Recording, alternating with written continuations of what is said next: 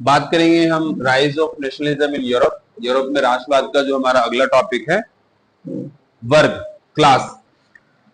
Europe के राष्ट्रवाद में वर्ग का बहुत बड़ा भूमिका रहा है, बहुत बड़ा योगदान रहा है। Have played a crucial role in the rise of nationalism in Europe. So let's discuss, चलिए बात करते हैं इसके ऊपर, कितने वर्ग हैं और किन किन वर्गों की, किन किन क्लासेस की क्या क्या विशेषता है, और किन क्लासेस ने राष्ट्रवाद को, नेशनलिज्म को राइज करने में, उदय करने में क्या योगदान दिया। तो सबसे पहले हम बात करेंगे अभिजात वर्ग, एरिस्टोक्रेट्स। तो जब हम बात करते हैं एरिस्टोक्रेट्स वर्ग के बारे में, अभिजात वर्ग के बारे में, तो ज्यादातर लैंड ऑनर्स थे, भूस्वामी थे। सारा का सारा जमीन जो था इनका ही था। जैसे भारत में आपने जमींदारी व्यवस्था देखा है या तालुकदारी व्यवस्था देखा है।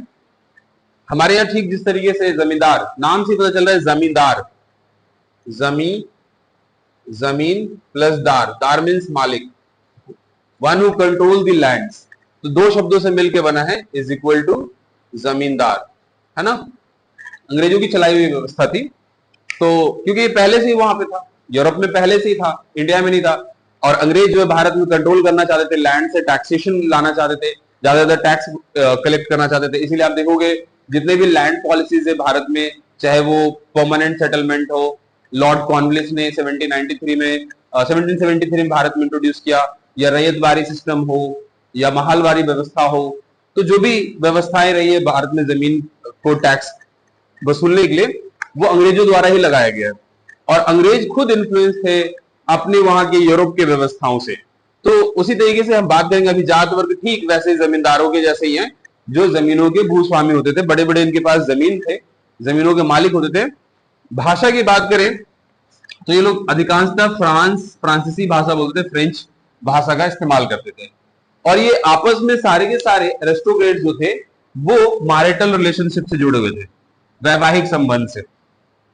ऑब्वियस सी बात है, कोई अमीर गरीबों के घर में क्यों शादी करेगा, जमींदार जमींदार के घर में शादी करेगा, तो ये ऑब्वियस सी बात है। तो ये सारे के बीच में जो मतलब एरिस्टोक्रेट थे, इनकी यूनिटी यही थी कि कहीं ना कहीं किसी न किसी तरीके से मैरिटल अफेयर से, मैरिटल रिलेशनशिप से जुड़े हुए थे, वैवाहिक संबंध से जुड़े हुए थे।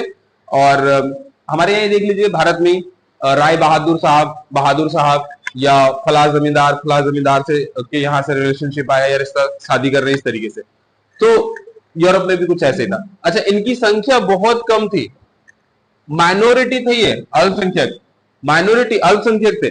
और अल्पसंख्यक होते हुए भी मतलब देश की जनसंख्या का 10% जनसंख्या इनका रहा होगा, और 10% जनसंख्या 90% धन को कंट्रोल करती थी।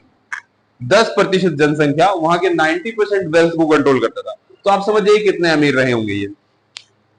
दूसरा जो वर्ग है वो मध्यम वर्ग है, मिडिल क्लास। मिडिल क्लास का पहले मिडिल क्लास एग्जिस्ट नहीं करता था, पहले मिडिल क्लास एग्जिस्ट नहीं करता था। आप देखेंगे इंडस्ट्रियल रेवोल्यूशन से पहले, औद्योगिक क्रांति से पहले मिडिल क्लास नहीं था, सिर्फ दो ही वर्ग थे। एक अभिजात वर्ग, aristocrats, ones who have a land, जिनके पास भूस्वामी, जो जिनके पास जमीनें हैं। दूसरा किसान मजदूर वर्ग, ये दो ही वर्ग थे। लेकिन जब कहीं ना कहीं सामंतवादी व्यवस्था धीरे धीरे टूटने लगा, खत्म होने लगा, फ्यूडलिज्म, एरिस्टोक्रेटिसिज्म, ये सारे अभिजात वर्ग धीरे धीरे कम होने लगा, तो कहीं ना कहीं मिडिल वर्ग का भी इमरजेंस हुआ। मिडिल वर्ग का उदय जो है, मध्यम वर्ग का, हम तब देखते हैं औद्योगिक क्रांति के बाद। कब देखते हैं? औद्योगिक क्रांति के बाद। औद्योगिक क्रांति मतलब आप समझते ही हैं, जब उद्योग जगत में क्रांति आना शुरू हुआ, उद्योग, कल कारखाने, फैक्ट्री इत्यादि खुलना शुरू हुआ। ज्यादातर ये लोग लिटरेट थे, पढ़े लिखे थे, मध्यम वर्ग के लोग पढ़े लिखे थे। ना ये ज्यादा अमीर थे, ना ही ये ज्यादा गरीब थे, पढ़े लिखे थे, पढ़े लिखे। और ये इंटेलेक्चुअल थे, बौद्धिक। बौद्धिक मतलब जाहिर सी बात है, जब आप पढ़ोगे लिखोगे तो बुद्धि तो आएगी ना आपके अंदर, आपका फिर कोई शोषण नहीं कर सकता। यहाँ पे आप सीधा सीधा देखते हैं कि जो अभिजात वर्ग है, किसान और मजदूरों का शोषण कर रहा है। एक शोषण होने का ये भी रीजन है कि कहीं ना कहीं ये पढ़े लिखे नहीं है, ये ये लोग खुद ही इनको माए बाप कहते थे, और इनकी जमीनों पे काम करना अपना जिम्मेदारी समझते थे। लेकिन मध्यम वर्ग जो था वो बौद्धिक लोग थे, पढ़े लिखे लोग थे, समझदार लोग थे। इसमें ज्यादातर कौन आता है? Doctors, engineers, lawyer, teacher, professor, poet, writer, philosopher and artist. आप इन दो का देखिएगा ना, फिलोसोफर और आर्टिस्ट का बहुत ज्यादा योगदान है। फिलोसोफर की बात करें अगर फ्रांस क्रांति में, तो Jean Jacques Rousseau, Montesquieu, Hobbes, Locke, इस तरीके से ना जाने कितने फिलोसफर जो हैं, दार्शनिकों ने बहुत बड़ी भूमिका निभाया है फ्रांस की क्रांति में। खुद मॉन्टेस्क्यू ने, अगर आप पढ़ेंगे तो मॉन्टेस्क्यू ने जो है कि मॉन्टेस्क्यू का जो कंट्रीब्यूशन था वो था पावर को डिस्ट्रीब्यूट करने का। ठीक है, पावर को डिस्ट्रीब्यूट करने का किस किस में? शक्ति का विकेंद्रीकरण। और शक्ति का विकेंद्रीकरण में इन्होंने क्या क्या चीज हमें समझाया था? विकेंद्रीकरण। तो इसमें कार्यपालिका, न्यायपालिका और विधायिका, इन तीनों को इन्होंने अलग अलग बांटने की बात कही थी। रूसो की बात करें तो रूसो कहीं ना कहीं स्वतंत्रता पे, संपत्ति पे, अधिकार पे बहुत ज्यादा विश्वास रखता था। कहीं ना कहीं लोकतंत्र में बहुत ज्यादा विश्वास करता था। चुनी हुई सरकार और संविधान में ज्यादा विश्वास करता था। तो जो पहले से बनी बनाई व्यवस्था थी अभिजात वर्ग का, जो लैंड होल्डर्स थे, भूस्वामी थे, कहीं ना कहीं उसको वो रूसो के दर्शन से कहीं ना कहीं चुनौती मिली है। आर्टिस्ट की बात करें तो इस चैप्टर का पहला ही आर्टिस्ट है, आपने इसी वीडियो में मैंने डिस्कस किया है। जो इस तरीके से और भी कई सारे ऐसे आर्टिस्ट हैं जो जिन्होंने अलग अलग तरीके के मिथ, रहस्यों के से पर्दे उठाए और कहीं ना कहीं राष्ट्रवाद की भूमिका में बहुत ज्यादा योगदान दिया है। किसान और मजदूरों के बारे में बात करते हैं तो बेचारे अशिक्षित थे, ज्यादातर जनसंख्या इनकी थी, बहुसंख्यक थे। 90% इनकी जनसंख्या थी। 90% पॉपुलेशन होते हुए भी इनके पास 10% भी यूरोप का वेल्थ नहीं था। तो आप इमेजिन कर सकते हैं कि कॉम्पिटिटिवली एरिस्टोक्रेट के मुकाबले में, अभिजात वर्ग के मुकाबले में कितना ज्यादा गरीब थे और इनकी दयनीय दशा कितनी रही होगी। तो आप इस तरीके से, तो ये जो व्यवस्था बनी बनाई थी यूरोप में, यही कहीं ना कहीं कारण रहा है यूरोप में राष्ट्रवाद के उदय का।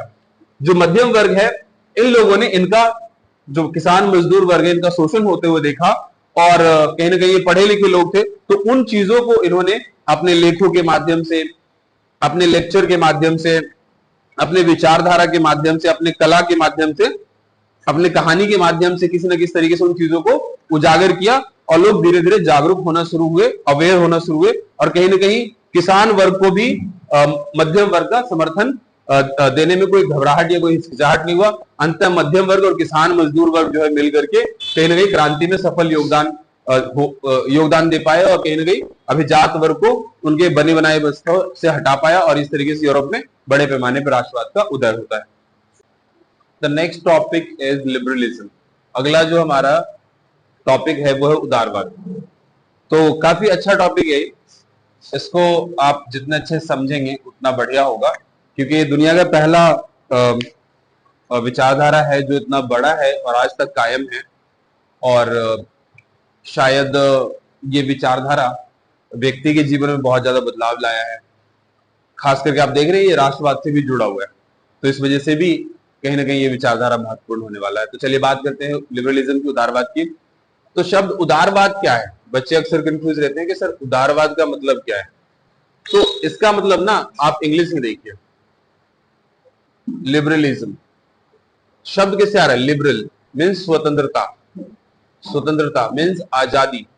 तो कहीं ना कहीं ये जो उदारवाद है ये आजादी की विचारधारा है, स्वतंत्रता की विचारधारा है। और वैसे अगर इसका हम शब्द देखें तो इसका जो विलोम शब्द है वो है उदार का क्रूर, अत्याचारी। तो कहीं ना कहीं गवर्नमेंट के जो बिहेवियर है, जो रवैया, उसमें सुधार करके अपने क्रूर रवैया को त्याग करके, डिस्कार्ड करके एक अच्छा रवैया जनता के प्रति अपनाना उदारवाद कहलाता है। तो कैसे उदारवाद होने वाला? ये अपने आप में अच्छी बातों को एक्सेप्ट करना ही उदारवाद है। तो शुरू करते हैं।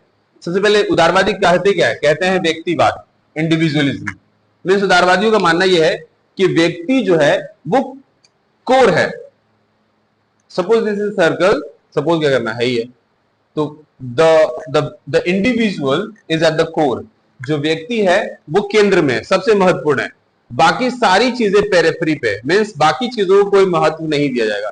इंडिविजुअल मीन्स व्यक्ति सबसे ज्यादा महत्वपूर्ण है, व्यक्ति से ज्यादा महत्वपूर्ण कुछ भी नहीं है। Neither state, nor constitution, nor government, मतलब कुछ भी नहीं, स्टेट कॉन्स्टिट्यूशन ये सारी चीजें जो बनी है ये इंडिविजुअल के लिए बना है, इंडिविजुअल इनके लिए नहीं बना है। व्यक्तिवाद मीन्स व्यक्ति को महत्व देना, व्यक्ति से ज्यादा महत्वपूर्ण कुछ भी नहीं है। तो उदारवादियों की सबसे पहली विचारधारा व्यक्ति मीन्स व्यक्ति जो है पूरे विचारधारा के बीच में है, व्यक्ति को सबसे ज्यादा महत्व देते हैं।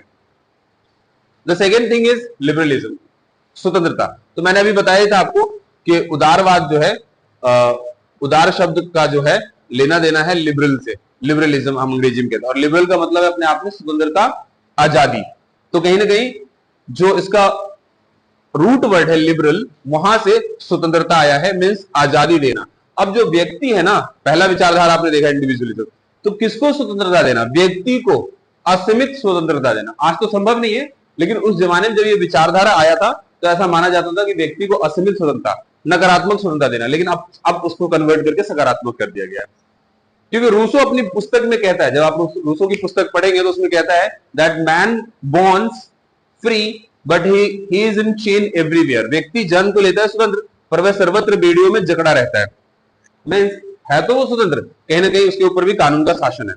तो जो उदारवादी है वो व्यक्ति को बिल्कुल स्वतंत्र मानते हैं, मीन्स खाने की, पहनने की, सोचने की, रहने की या भाषा अपनाने की, मतलब क्या वो बनना चाहता है, इट इज हिज चॉइस। हर एक फील्ड में व्यक्ति स्वतंत्र है, चाहे वो कोई सा भी फील्ड हो उसमें व्यक्ति स्वतंत्र है। क्योंकि उदारवादियों को मानना है कि व्यक्ति का कहीं ना कहीं जो लाइफ है, जो जीवन है, अच्छा होने वाला है, तो वो कहीं ना कहीं स्वतंत्रता से ही अच्छा होने वाला है। अगर हम किसी व्यक्ति को स्वतंत्रता, किसी की स्वतंत्रता को अगर हम कर्टेल्ड कर दे, रोक दे या कम कर दे, तो उसका डेवलपमेंट नहीं होगा। उदाहरण के लिए जैसे कि लता मंगेशकर के पिताजी कहते हैं कि तुम सचिन तेंदुलकर बन जाओ, और सचिन तेंदुलकर के पिताजी कहते हैं तुम लता मंगेशकर बन जाओ।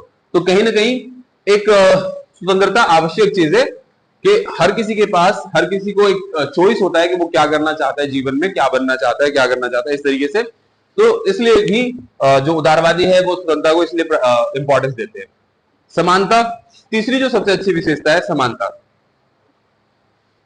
उदारवादियों का मानना है समानता में, लेकिन जब आप इससे पीछे की विचारधारा देंगे ना, नेशनलिज्म से पहले जब राइज नहीं हुआ था यूरोप में, तो समानता कहां था? अभी हमने जो पिछला टॉपिक पढ़ा है वर्ग, क्लास, उसमें आपको समानता नहीं दिखेगा। तो कहीं ना कहीं नेशनलिज्म के राइज होने का रीजन ही यही है कि जो फिलोसफर्स थे, जो राइटर्स थे, जो पोइट्स थे, उन्होंने ये सारी विचारधाराओं के बारे में बात किया है, समानता। अब जब समानता की बात करते हैं तो समानता कहां? इक्वलिटी बिफोर द लॉ, कानून के समक्ष समानता। इक्वलिटी बिफोर द लॉ, कानून के समक्ष समानता। कानून के समक्ष समानता की बात समझ रहे हैं? कानून के समक्ष समानता, अगर कानून के सामने सभी व्यक्ति समान है, कानून कोई भेदभाव नहीं कर रहे, तो व्यक्ति अपने आप में समान हो गया। इंडियन कॉन्स्टिट्यूशन में भी ये चीज लिखा हुआ है, इक्वलिटी बिफोर द लॉ, कानून की नजरों में हर कोई समान है, बिना किसी जाति, रंग, रूप, मजहब, वेशभूषा, लिंग इकाई के कानून के नजरों में हर एक व्यक्ति समान है, कोई भी व्यक्ति में किसी प्रकार का फर्क नहीं है। Equality before the law means without seeing any caste, color, creed, religion, all peoples, irrespective of caste, color, religion, gender, etc., all peoples are equal before the law। इसीलिए आप देखते हैं फिल्मों में कि जो कानून की दीपी है उसकी आंखों में पट्टी बंधी हुई है और हाथों में न्याय का पलड़ा है। मीन्स अदालत में कौन अमीर आ रहा है, कौन गरीब आ रहा है, कौन श्वेत आ रहा है, कौन अश्वेत आ रहा है, कौन महिला आ रही है, कौन पुरुष आ रहा है, ये सब देखे बिना ही वो न्याय दे। तो कहीं ना कहीं समानता की बात यहां से आई है, और ये लिबरल्स का सबसे बड़ा विचारधारा है। लिबरल्स के अगली जो विचारधारा है वो निरंकुश, तानाशाह, राजतंत्र में बिल्कुल विश्वास नहीं करते। खत्म करो इन्हें। Abolishment of autocratic, dictatorship and monarchy. जाहिर सी बात है, फ्रांस की क्रांति आपने देखा ही है। मोनार्क कौन था उस समय? Who was the monarch? राजा कौन था? लुई 16, 16वां लुई 16, लुई 16 था ना, लुई 16। तो कहीं ना कहीं फ्रांस की क्रांति के बाद आप देखोगे तो लुई को हटा दिया गया। और भी ऐसे कई ऑटोक्रेटिक थे जो अपनी मर्जी से निरंकुश तरीके से शासन करते थे। ये बहुत सारे डिक्टेटर थे। डिक्टेटर में एक डिक्टेटर हम इसमें पढ़े भी है, नेपोलियन वाज द डिक्टेटर, या ऑटोक्रेटिक भी कह सकते हो। तो लोगों ने कहीं ना कहीं उसको भी हटा दिया। तो फ्रांस की क्रांति हो या राष्ट्रवाद हो यूरोप में, कहीं ना कहीं इसकी लहर में इन चीजों की कोई जगह नहीं रही। ऑटोक्रेसी, डिक्टेटरशिप, मोनार्की, निरंकुश, तानाशाह, राजतंत्र की समाप्ति की बात की गई। मतलब अब इसके लिए कोई जगह नहीं है। जनता पूरी तरीके से परेशान हो चुकी थी, क्योंकि यही सब जिम्मेदार थे देश की बर्बादी के लिए, जनता की बर्बादी के लिए और असमानता के लिए, ये सब चीजों के लिए। ठीक है। प्रेस की स्वतंत्रता, फ्रीडम ऑफ प्रेस।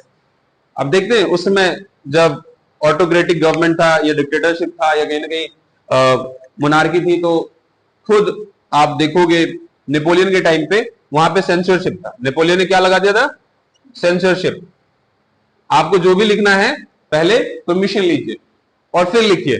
तो कहीं ना कहीं जब तानाशाह आता है ना, तो वो ऐसे ही करता है। इंदिरा गांधी के टाइम पे भी सेंसरशिप लग गया था, रातों रात अखबारों के बिजली को काट दिया गया था, और उसके बाद ऑर्डर जारी किया गया था कि अगर आपको कुछ लिखना है तो लिखने से पहले आप हमसे परमिशन लीजिए और फिर छापिए। तो कहीं ना कहीं इस तरीके से तानाशाह था। तो प्रेस की स्वतंत्रता बहुत ज्यादा इंपॉर्टेंट मानते हैं लिबरल्स। कहते हैं कि भैया हर किसी क्रिटिक करना, आलोचना करना आवश्यक है, और उसका कहीं ना कहीं भांडाफोड़ करना और कहीं ना कहीं किसी तरीके से उसका मुखौटा जनता के सामने निकालना बहुत ज्यादा जरूरी है। इसीलिए ये काम कौन करेगा? फिर fourth pillar of democracy means press की स्वतंत्रता जरूरी है। विशेषाधिकारों की समाप्ति, हाँ, एब्सेंस ऑफ एनी प्रिविलेजेस, कोई विशेषाधिकार नहीं मिलेगा। फ्रांस में या यूरोप में देखेंगे, यहां तक कि जब ये भारत में भी ये लोग आए थे अंग्रेज लोग, तो कुछ लोगों को विशेषाधिकार दिए हुए, राय बहादुर या बहादुर की उपाधि देते थे, और ये पहले से ही वहां मौजूद था। आप देखेंगे फ्रांस में प्रथम वर्ग, द्वितीय वर्ग, तृतीय वर्ग, तो दो वर्गों को विशेषाधिकार था। उनको कोई टैक्स ही नहीं भरना है, उन्हें अदालत लगाने का हक था, बहुत सारे ऐसे हक थे। लेकिन जो तीसरा वर्ग था, केवल और केवल टैक्स नहीं भरना पड़ता था। तो कहीं ना कहीं ये विशेषाधिकारों की समाप्ति की बात की गई कि अब किसी को विशेषाधिकार नहीं मिलेगा। संसद तथा संविधान का शासन, rule of law by parliament. तो लुई 16 को हटाते ही वहां पे आप देखते हैं, वहां पे नेशनल असेंबली का गठन किया गया, संसद का निर्माण किया गया और संविधान की नींव रखी गई। क्योंकि इनको पता था कि एक संसद और एक संविधान ही है जो लोगों के अधिकारों को बनाए रखेगा, बरकरार रखेगा। तो इसीलिए इस चीज का तो कहीं ना कहीं निरंकुश तानाशाह राजतंत्र की समाप्ति करके वहां पे संसद और संवैधानिक पद बनाए गए, पार्लियामेंट बनाया गया, ताकि वहां पे शासन सही से चल सके। आर्थिक तरीके से ये नजरिया हमारा सही है कि बाजार जो है मुक्त रहना चाहिए, ओपन मार्केट रहना चाहिए। पहले बाजार पर रिस्ट्रिक्शन थे, पाबंदियां थी, केवल और केवल शासक जिसको चाहता था वही वहां पे मार्केटिंग कर सकता था या बाजार को कंट्रोल कर सकता था। लेकिन मुक्त व्यापार में यह है कि किसी भी प्रकार का रिस्ट्रिक्शन नहीं होगा, गवर्नमेंट को कोई लेना देना नहीं होगा। कोई भी व्यापारी कहीं पे भी आ जा सकता है, कुछ भी बेच सकता है, किसी दूसरे देश में बेच सकता है। मीन्स बाजार जो है ना, it self run from its own forces, अपने ही शक्तियों से चलेगा, किसी और फोर्सेस से नहीं चलेगा। इससे ये होता है कि बाजार संतुलन रहता है और बाजार में अच्छे खासे कहीं ना कहीं एक्सचेंजेस होते रहते हैं, और जो मार्केट होता है वो कंट्रोल रहता है, उसमें किसी तरीके से फ्लेक्सिबिलिटीज ज्यादा देखने को नहीं मिलती है। करों की समाप्ति, करों की समाप्ति मतलब ये नहीं कि सारे कर हटा दिए गए, जो अननेसेसरी कर थे, जैसे जोल्वेरियन टैक्स, फालतू का टैक्स था, कहीं ना कहीं ये ओपन मार्केटिंग सिस्टम को नुकसान पहुंचा रहा था। इसको हम कहते हैं जोल्वेरियन टैक्स को, एक प्रकार का आयात शुल्क या निर्यात शुल्क जो बहुत ज्यादा लिया जाता था। ऐसे कोई भी व्यापारी आसानी से व्यापार करने से कतराता था, क्योंकि उसको बहुत ज्यादा टैक्स भरना पड़ता था, उसके लाभांश कम हो जाता था।